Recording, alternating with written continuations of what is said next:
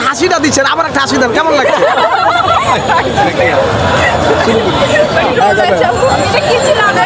একদম সব পরিবারে মা ছেলে ভাই বোন সবাই তাদেরও এখানে সেখানে নাতিপোতা হবে।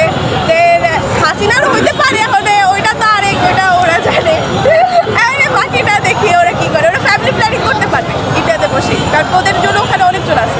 মিস্টার জয় যদি বলে যে এই অফারটা যদি আপনাকে দেয় যে আপনার কি পছন্দ হয়েছে, তখন আপনি কি করবেন? এত খারাপ দিন আসে নাই পৃথিবীতে, ও একমাত্র ছেলে থাকলেও করবো না।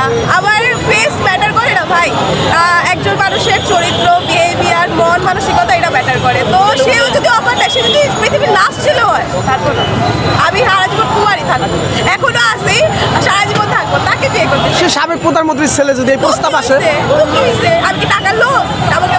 আমাকে দেখে কি টাকার লোভী মনে হয়? আমার বাবা মা খাওয়ায় না, বাবাকে আমাকে খাওয়ায় না, অবশ্যই খাওয়ায়। ভাই আচ্ছা, পুতুলের তো মনে হয় স্বামী নাই। শেখ হাসিনার মেয়ে ওর মেয়ে আছে, আমি আজকে জানলাম। আমি ওর মেয়ের কোনো খবরে কিছু জানি না, আমি ফ্যামিলি সম্পর্কে কিছু জানি না। মার সাথে গেছে। ওই যে ওরা ওখান থেকে ছেলে, ভালো ছেলে দেখে বিয়ে দিয়ে দিবে। ওখানে ছেলের অভাব নেই, মা ওরা যদি বাঙালি ছেলের কাছে বিয়ে দিতে চায়, তাহলে আমাদের এখানে হিরো আলম আছে, তাদের জন্য পারফেক্ট। হিরো আলম ওই মেয়ে পুতুলের জন্য আপনারা চাইলে তাদের বিয়ে দিতে পারে। এখন হিরো আলম কি করবে? হিরো আলমের যদি টাকা দেওয়া হয় অবশ্যই করবে। টাকা দিবে। ও তো কন্টেন্ট করে শুধু, জানি হিরো আলম তাকে পছন্দ করে না। যা তাহলে এত খারাপ দিন আসবে যে হিরো আলম পর্যন্ত ওদের পছন্দ করে না, তাহলে বুঝেন ওদের কি দিন আসছে। হিরো আলমের মতো ছেলে যদি ওদেরকে না পছন্দ করে, তাহলে আর কই যাইব? আর কোনো জায়গায় মুখ দেখানো আছে? আপনারা কেউ ছেলে বিয়ে করতে পারেন? এখন যদি ওই বিয়েটা ধুমধাম করে বাংলাদেশে হয়, তাহলে কি বরযাত্রী যাইতে হবে নাকি? বরযাত্রী নিয়ে যাবো, হাতে জুতা নিয়ে, আর আরেক হাতে ছাড়ো। কার জন্য? হাসিটা ওর ফুল ফ্যামিলির জন্য।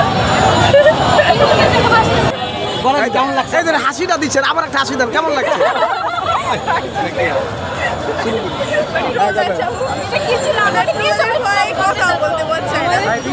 আজকে যে আসছেন কি উদ্দেশ্যে আসছিল? আজকের উদ্দেশ্য হয়তো আমরা সবাই জানি, আপনারা জানেন যে আমাদের স্বাধীনতার 1 মাস পূর্ণ হয়েছে। আজকে এটা হলো শহীদি মাস, আমরা উদযাপন করছি। আমাদের অনেক ভাইরা শহীদ হয়েছে, তাদের রক্তের বিনিময়ে আমরা এই স্বাধীনতা পাইছি। একদিক থেকে এটা হলো খুশির দিন, একদিক থেকে এটা শোকের দিন। তো এটা এখন কিভাবে প্রকাশ করবো সেটা বুঝতে পারতেছি না। হয়তো অনেক মার বুক খালি হয়েছে, 1 মাস হয়ে গেছে, তাদের সন্তানকে তারা দেখে না, অনেক ভাই তার বোনকে দেখে না, অনেক বোন তার ভাইকে দেখে না। এগুলো মানে ভাবতেই চোখে জল এসে পড়ে। কিন্তু তারপরও আমরা এত কষ্টে তাদের এই জীবনটা, তারা শহীদ হয়েছে, তারা জান্নাতুল ফেরদৌস পেয়েছে। অবশ্যই আমরা সবাই জানি যে শহীদ হলে অটোমেটিক্যালি তারা জান্নাতে চলে যাবে। তো তাদের এই প্রাণের বদলে যে আমরা যে আমাদের স্বাধীনতা পাইছি, এটাতে আমরা প্রচুর খুশি। তাদেরকে